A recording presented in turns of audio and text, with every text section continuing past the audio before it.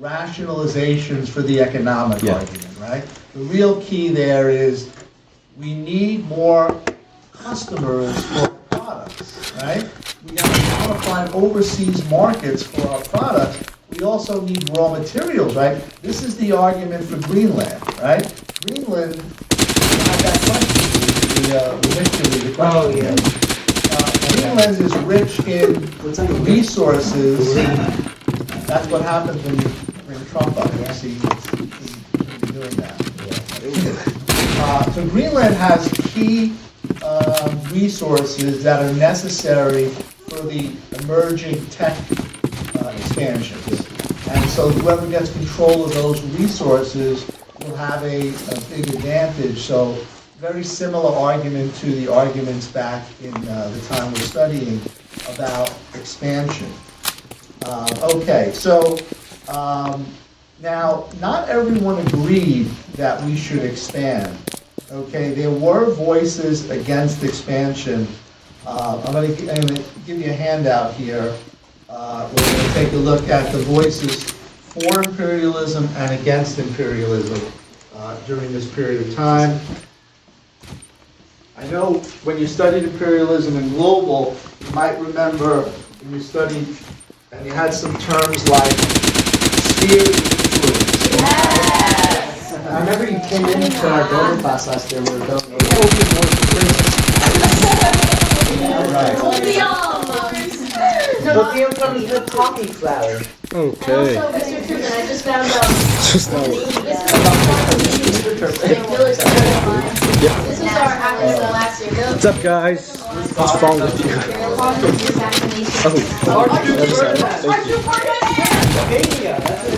World War I. Thanks, bro.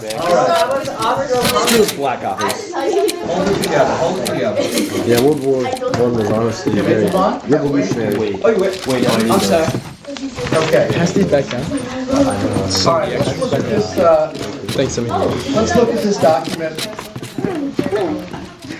Okay, ready, everyone? Okay. Don't touch my computer. No, don't touch my computer. I'm gonna make this screen. When he posts this on YouTube, I'm gonna be there. I'm gonna be there. I only have half of it. You're in class right now. That's also mine. Dude. Because I thought it was one sheet. Senator Albert J. Beveridge. It wasn't. See what he has to say. All right, everybody have one? Oh, I'm proud. Okay. All right, so let's look at this document. Here's a I would speech appreciate it. by this guy Beveridge, who's a senator from Indiana. And at this point, the fever for expansion is hitting a high. And he's one of the leading voices for expansion and for imperialism. And I think you'll see in his speech a lot of the arguments that he laid out there. Since my throat's a little sore, can somebody pick it up and read for us? Pick it up and read, see? He said it was your question, I'm going to let you read, but I'll interrupt you at times, so. From Mr. President, right? Yeah, Mr. President. Now, Mr. President there, he's talking to the President of the Senate. When you give a speech in the Senate, technically you're speaking to the President of the Senate, the person in charge of the Senate. So that's why it says Mr. President. Not speaking to the President of the United States, he's giving a speech in the Senate. Go ahead. So the Times call for candor? Yeah. Okay. Mr. President, the Times call for candor. The Philippines are ours forever. Territory belonging to the United States, as the Constitution calls them, Constitution, yeah. and just beyond the Philippines are China's illimitable markets. We will not retreat from either. We will not repudiate our duty in the archipelago. We will not abandon our opportunity in the Orient. We will not renounce our part in the mission of our race, trustee under God of the civilization of the world. And we will move forward to our work, not howling out regrets like slaves whipped to their burdens, but with gratitude for the task worthy of our strength and thanksgiving to Almighty God that He has marked us as His chosen people, henceforth to lead in the regeneration of the world. Okay, so can someone give me an example of something that smacks of social Darwinism in this speech? Give me an example of social Darwinism and some of the language he's using, Mikey. We will not renounce our part in the mission of our race, trustee under God of the civilization Yeah, of the imagine world. someone giving a speech, right? We will not renounce our part in the mission of our race. I mean, Crazy. that's language that you see in this time period where the idea of a superior race was just accepted by people as commonplace, right? We have God on our side, right? We're his chosen people. You've heard that before. Shir? It's also, like we mentioned earlier, like white man's burden, and that's like if you're a European or even like American, like it's your responsibility to care for like the other uncivilized like countries and uncivilized people, and it's like what we have to do to help them. Right. So all of that you see in his argument there. He says, right, just beyond the Philippines are China's illimitable markets, right? If we can get into China like already European powers have, then, you know, we're going to reap the benefits. We're going to have millions more customers to sell our goods to. So you can see clearly using that social Darwinist type language there. Let's look in the second paragraph. Who wants to pick it up there? Someone who can read. You got to read with energy. This is an imperialist. Hey, I would have. I just didn't know the tone. You know, it was so silent. With your imperialism. Yeah. I need someone banging the desk. Someone. I need Mike. All right, Alex. Go. Mr. President, this question is deeper than any question of party politics. It's deeper than any question of our isolated policy of our country. Deeper even than any question of constitutional power. It is elemental. It is racial. God has not been preparing the English-speaking and Teutonic peoples for 1,000 years for nothing but vain and idle self-contemplation and self-admiration. No! He has given the master organizer of this world to establish a system where chaos reigns. He has given it's the spirit of progress that overwhelms the of reaction throughout the earth. He has made us adepts in government that we may administer government among savage and senile peoples. Were it not for such a force as the world would relapse into barbarism and night, and all of our race. He has marked the American people as his chosen nation to finally lead in the regeneration of the world. This is the divine mission of America, and it holds for us all the profit, all the glory, all the happiness possible to man. We are trustees of the world's progress, guardians of its righteous peace, the judgment of the masters upon us. We have been faithful over a few things. I will make you ruler over many things. Whoa, there you go. That's how you- that is Okay. rocking. Now we can go back. Let's turn the page I should have to the said next yay. document. Now we can go back to a more sober reading of it. Sober. Okay. So here's a statement.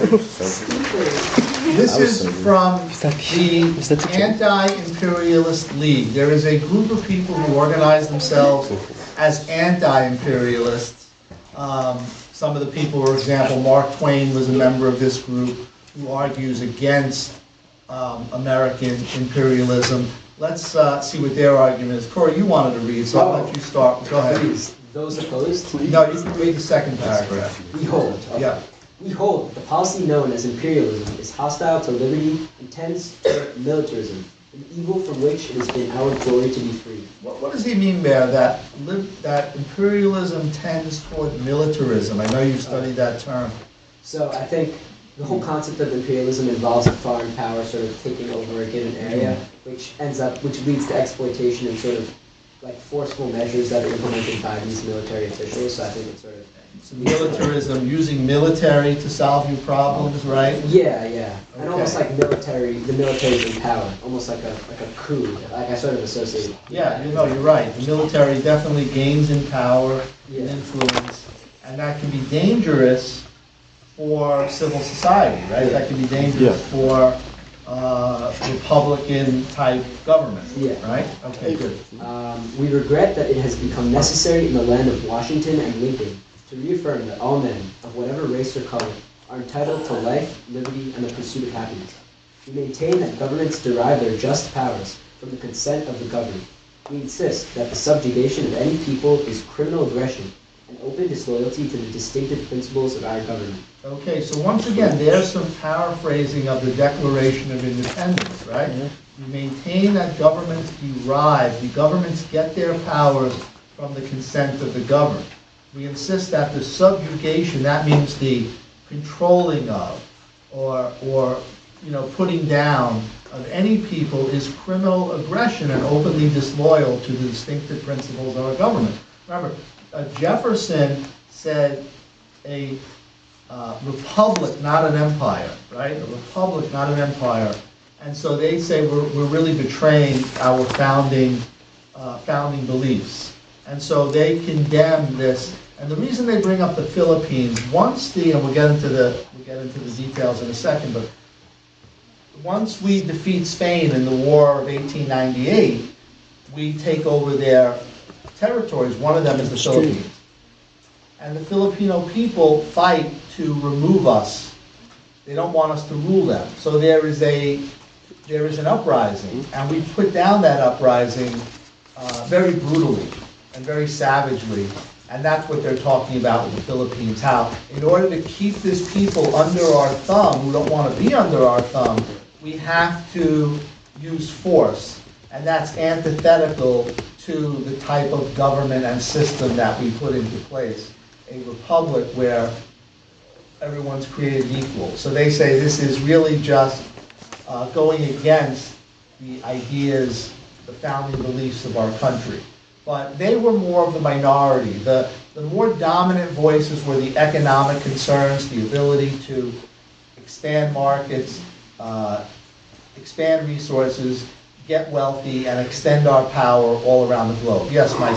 So just this, because I know it says over here that those opposed to the new expansionism include Republicans and Democrats and Andrew Carnegie. But like, was there a group that was more imperialist and less imperial, like between Republicans and Democrats, or was it really just like not?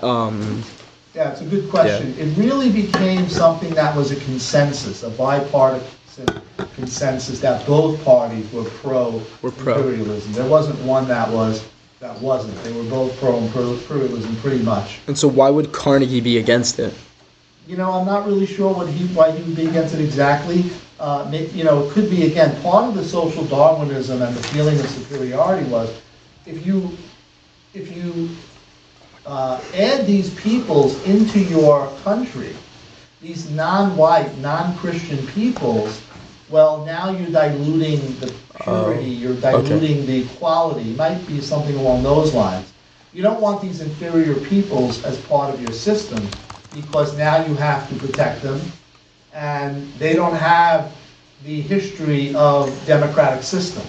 They can't handle it. You don't want them. Like, what are these people going to be? Are they going to be citizens with equal rights in voting? Because I know that's something in like Puerto Rico right now, right? Right, exactly. And so that, I think, was part of the concern. It wasn't necessarily a concern for those people. It was more a concern of what those people could do to us in a negative way. Okay.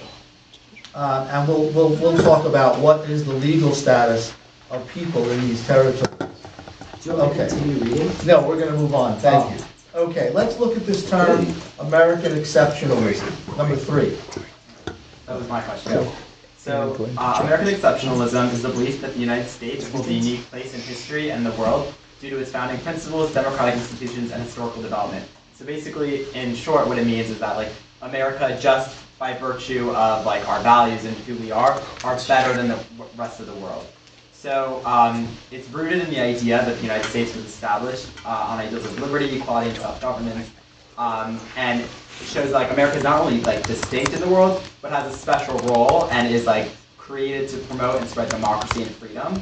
So it's very much linked with this idea of westward expansion and manifest destiny, like we've been talking about, and especially like in the international affairs during the 20th century, which is now we're going to see like imperialism, and it's, again, like this idea that like America is a special nation in all the history of the world that was sent here to kind of create, like to spread democracy, spread equality, and it's just like better than everywhere else. And in fact, even God is on our side, right? God is protecting us. We're a special nation. We're not like all the other nations. And this American exceptionalism was something that presidents would tout. And it goes back to day one. What did we start with day one with John Winthrop? I hope you remember, right? City on a hill, right? The whole world's going to be looking at us. And it does smack of an arrogance, and other countries certainly don't like it. You know, we're very unique in the world that we come right out and say, we're the best nation in the world. We're, the best nation on earth. Other countries wouldn't have the nerve to say that. So they look at it that like we think we're the best, and there's a certain resentment for that. When Barack Obama was president, he refused to say the term American exceptionalist. He was trying to get us away from that. And he took a huge hit for it politically. People did not like it, that he wouldn't use that term, because it seems like he's not patriotic enough or not nationalistic enough to use that term. It's a term you'll hear presidents say, we're unique in the world, different. We're based on ideas, right? We're based on these ideas about all men are created equal, and that puts us on a different plateau, a different path than the other countries. Yes, Josh? Oh, yeah. I was going to say, I don't understand how we can... Absolutely, yeah. Well, I guess it's... yeah, that's what I'm saying. We sort of accept it on its face. Of course, Americans are somewhat insular. I know you guys are international travelers, but most Americans don't travel outside the country, so they don't really appreciate the rest of the world. They think the rest of the world is just backward,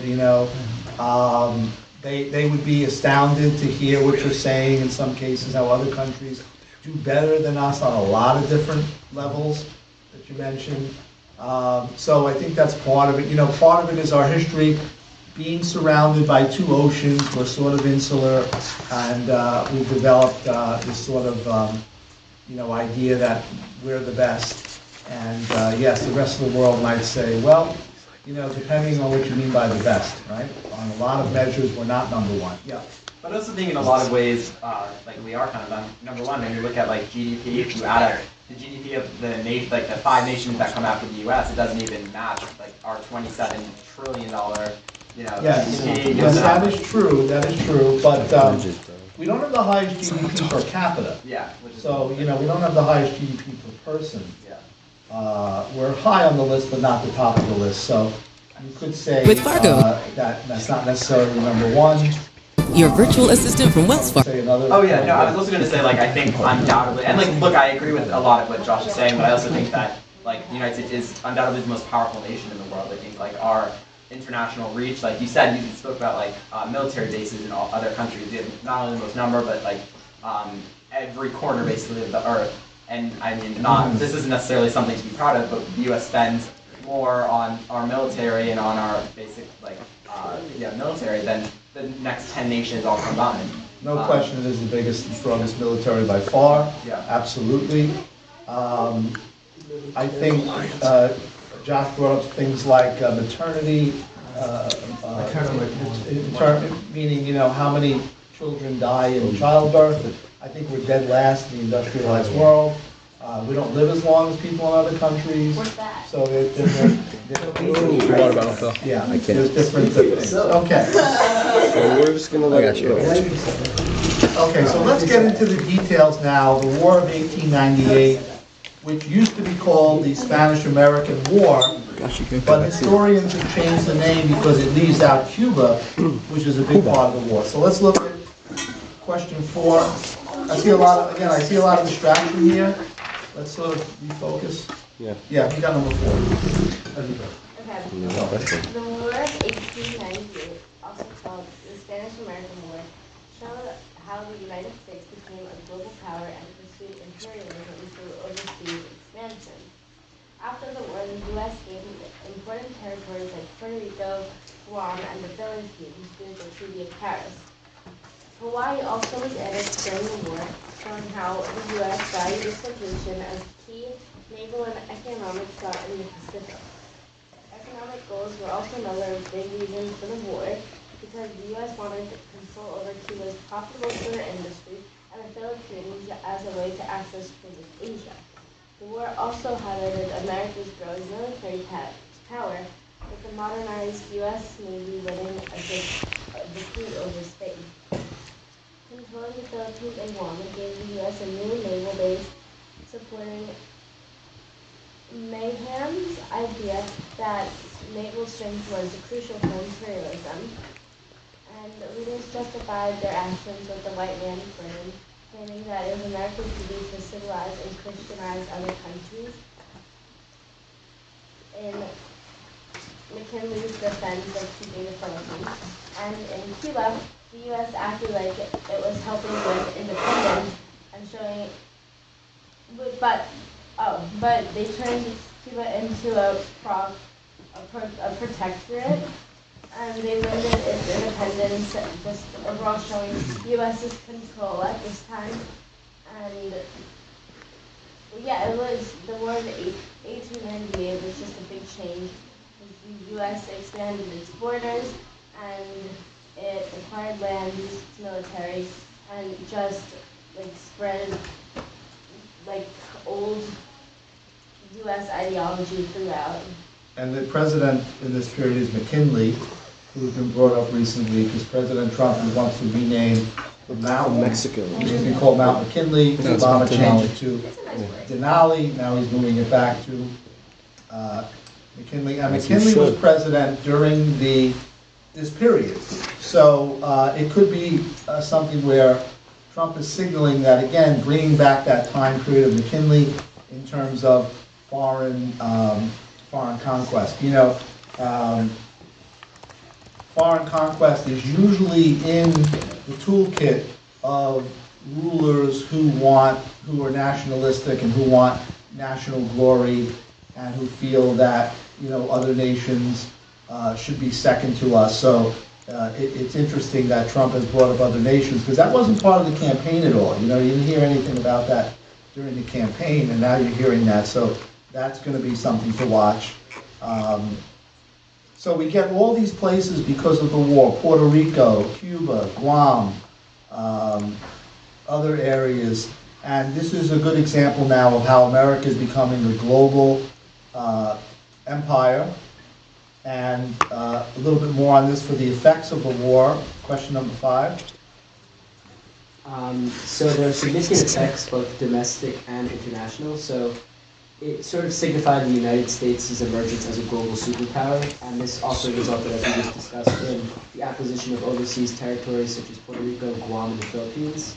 And it established a protectorate over Cuba through the Platt Amendment. And it also accelerated the decline of Spain's colonial empire.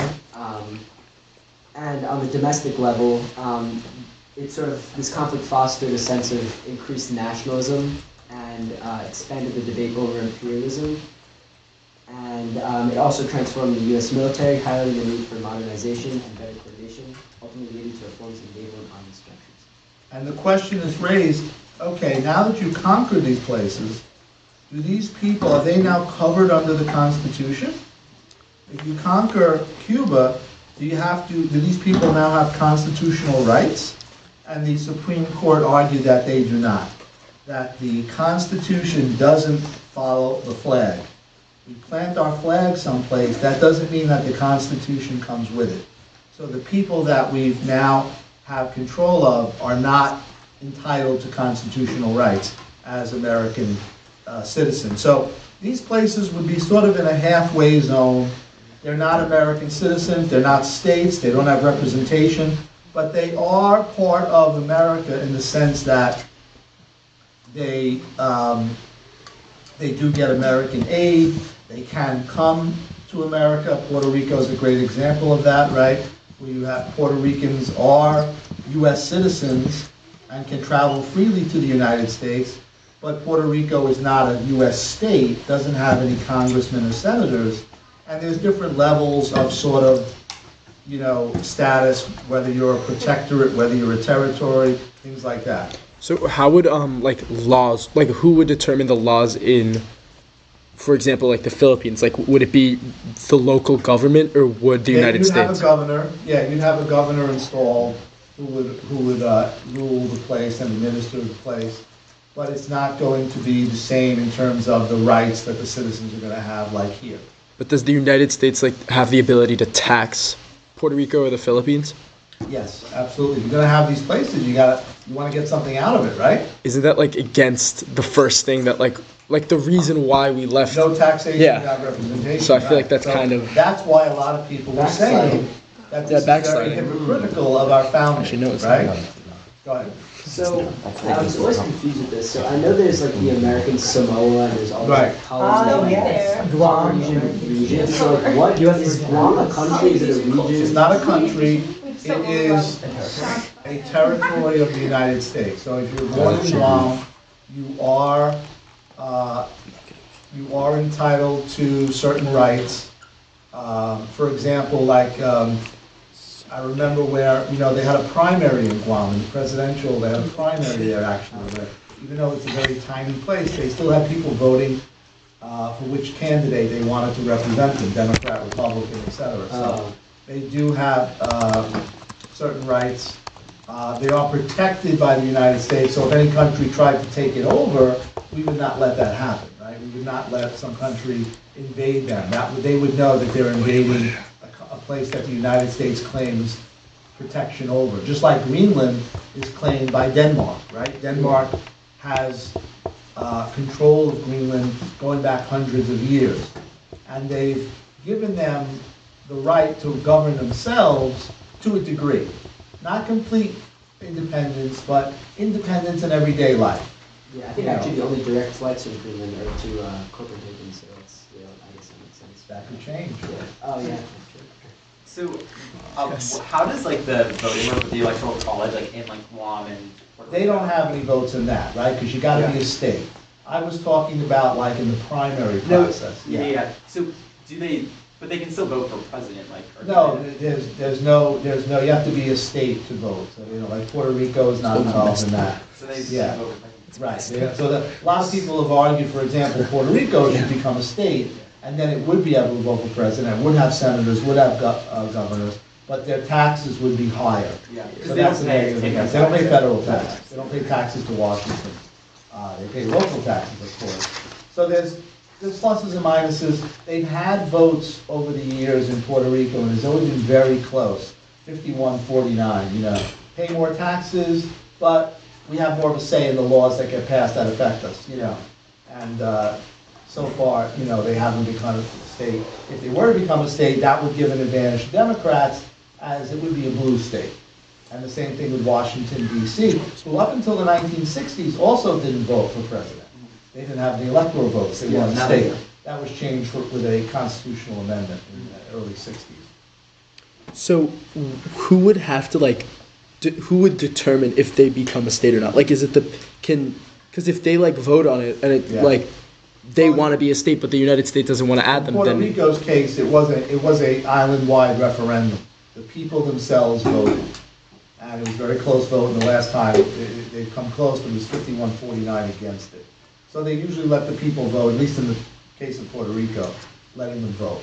but could the United States, if they wanted to, make Puerto Rico a state without the people of Puerto Rico wanting? When you're a territory, you're really subject to Congress. Okay. So Congress could pass that law, President could sign it, it would change the status of Puerto Rico. Got it. In doing that. So that's a possibility maybe down the road. Okay.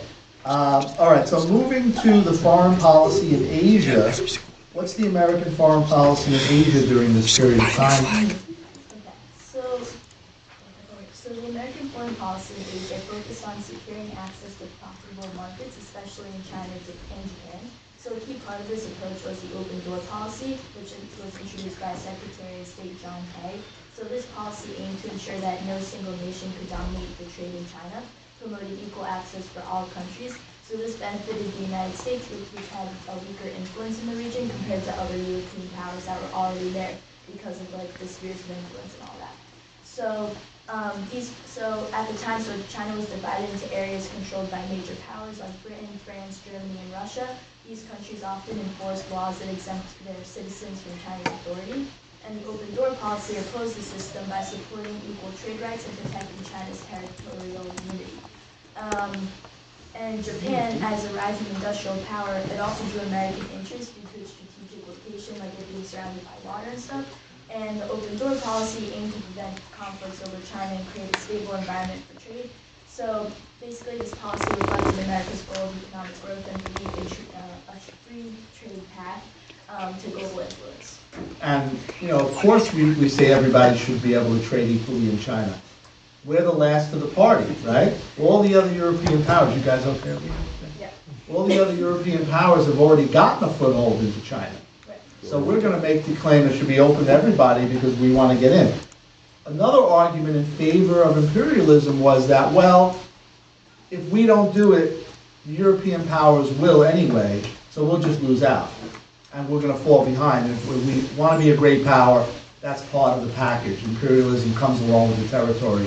So that was also part of the decision to become an imperialist nation during that time. What's interesting too here is that we get back to the domestic scene for a second, right? Our country's in a period where we're very much progressive on the domestic front, right? We're extending rights, extending opportunities to people in a domestic sense, in a progressive way. We're very liberal in a sense domestically, expanding worker rights, all those stuff we talked about in the progressive age, but very conservative in the foreign policy. And that seems to be the consensus throughout in this period. When we go through the progressive presidents, they all very much were pro-expansion in terms of foreign policy. So that's an interesting dynamic that's happening during that period. I'm just kind of unclear about the open door policy. Was it like the America like kind of proposed it to the world, like everyone should have a free kind of like equal trade in China? Well, the open door policy specifically applies to China. So just, apply it to China. Don't necessarily put it anyplace else. The open door that China, we should be allowed to trade there on an equal status with the other powers, is something that the United States is making the claim to do that. But you can see what's happening here in your studies from Global, right? This period is leading to World War I, right? All these countries getting all these, competing for all these colonies and building up their military and building up their alliances. And you'll see that come to a head in World War I that we will get to in a moment here. Okay, so now let's look at Teddy Roosevelt's foreign policy.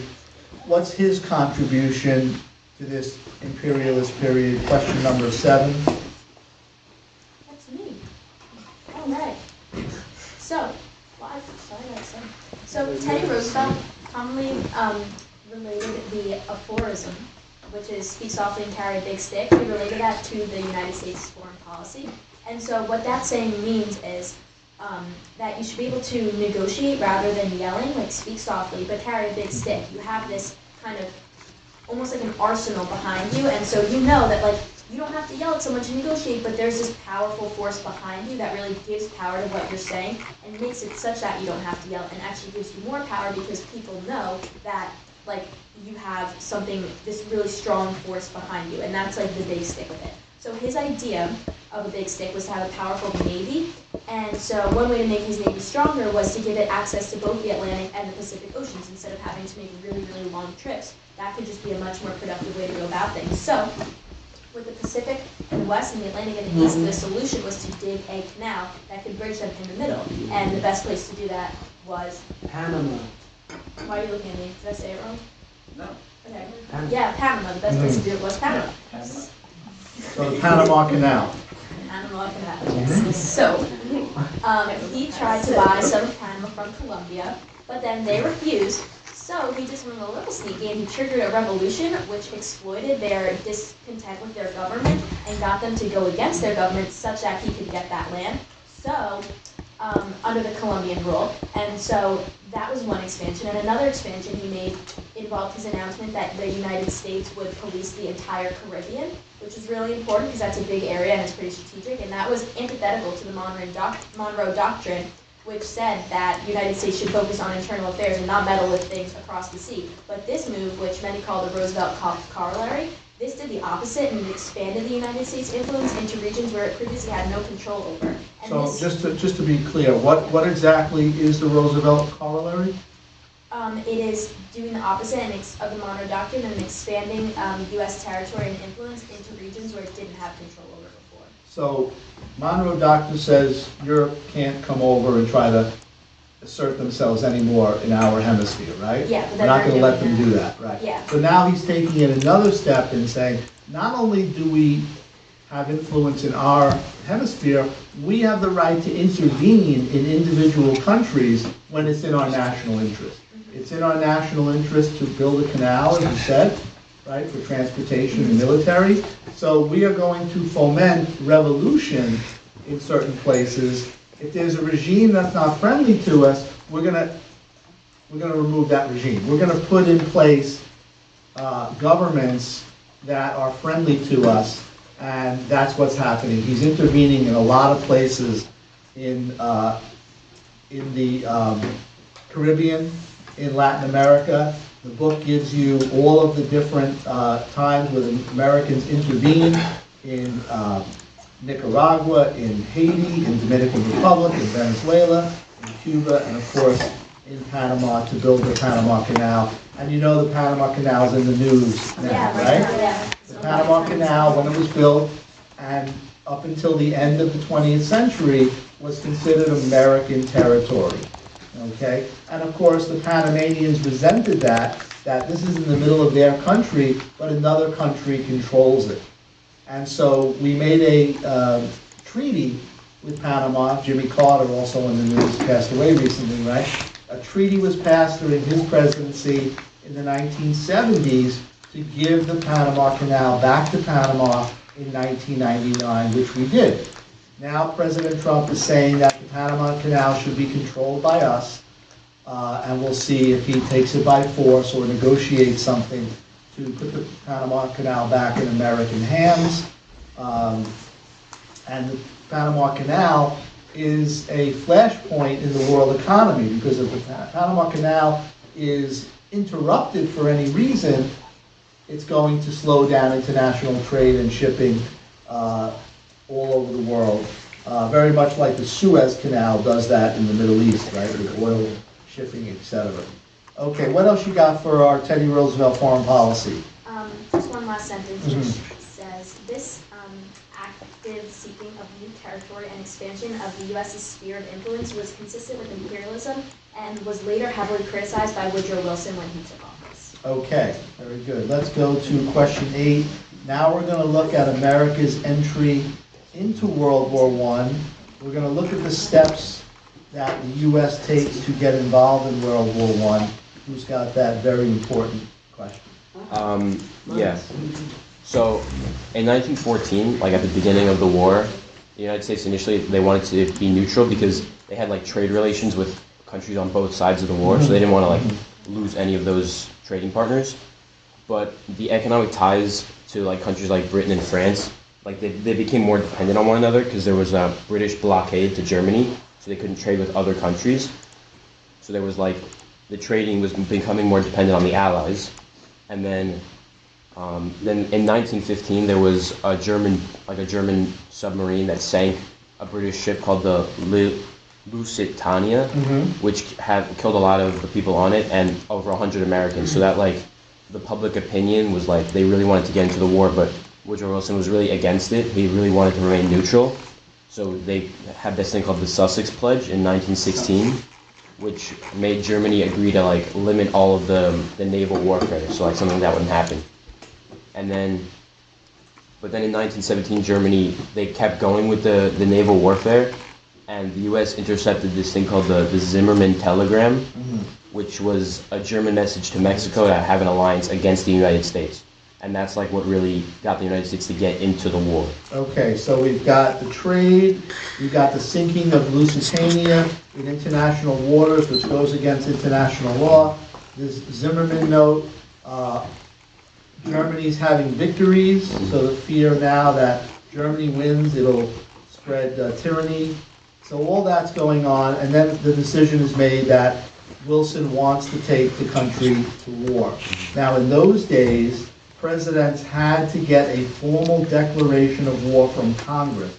In our constitutional system, the Constitution says only Congress can declare war. So he has to get Congress's permission. As time goes on, we're going to see that really today, presidents go to war without congressional approval. but not yet at that time, yeah. Yeah, when he was, like, his argument that he presented to the Congress was that Germany had, like, violated Americans' rights, and also that he said, there was a quote that if they had got involved in the war, they would make the world, like, safe for democracy, is what he said. Okay, so he makes the case that this is the saved democracy. Yeah. He gets elected in 1912 and re-elected in 1916 with the campaign slogan that he will keep us out of war. He gets re-elected, and pretty quickly after that, he's moving the country toward war. Very similar in World War II, the same. World War II, we're going to be neutral until we feel like we have no choice but to enter the war. And he makes the case that we must be we must make the world safe for democracy, and so we're going to enter the war on that basis. Okay. We'll talk a little bit, we'll finish now with this. Let's talk a little bit about how the war changed us at home. I know you get into World War I and global, but you probably didn't get into the American part of it too much, right? I mean, you knew that America gets into the war, but you probably didn't study how it changed us Was it related here to at that home. ship getting drowned? Well, that was one of the causes, if you were listening to his answer. No, I mean, like, one of the American. Like, wasn't there an American ship that got that? No, American citizens were on these ships. I may have to- Okay, so how did the war change the U.S. at home? Go ahead. Sorry. So changes from the war included economic and social changes. Economically, there was industrial growth due to the need for production for the war to meet the demands for weapons and supplies. The U.S. was impacted by the war, stimulating industries such as steel, shipbuilding, and munitions. Increased production to support, this was made to increase production to support the military effort. Then there was social changes, which included women's roles in society, where women participated in the effort to be nurses and help through organizations like the Red Cross. How about something like the War Industries Board? You have something on that? No, I The War Industries Board is going to be a new federal agency that's going to coordinate the economic activities you're talking about. So now we start to see partnership between the government and industry, concentration of power between the government and industry in order to win the war. And some would argue that that's a dangerous precedent to set when we have too much power concentrated in one place. And we also had the government that would oversee the economy to a greater degree than we ever had before in terms of the war effort. And do you have anything on how the war effort limited freedoms at home? Maybe the Sedition Act? I don't have like specific acts. Okay, that's more question 10. Okay. Yeah. Okay, so we'll get to that. Do you want to finish? Yeah. So I know that also there were like African Americans. They were allowed to like go to the military, but at home they had like racial tension and there was a lot of segregation. There were still segregated units in the war. Yes, that is true. But there were African Americans joining the war effort. All right. We'll leave it there. We'll pick it up with question 10. Friday, it's a very short period. I think it's around 27 minutes or something. Is there a program? So we'll finish this chapter up on Friday. But before we go, I came in and I started to talk about how you could wow me with your class participation, and many of you did anything but today. Okay. So it's not a good sign. Many of you are laughing, losing your focus. I know you're a little more relaxed because you've been doing well in your grades, but believe me, we got a long way to go still, a lot of important stuff, plenty more grades to be had. Let's keep our focus and concentration. Okay? I can hear you, I can see you. Okay? Yes.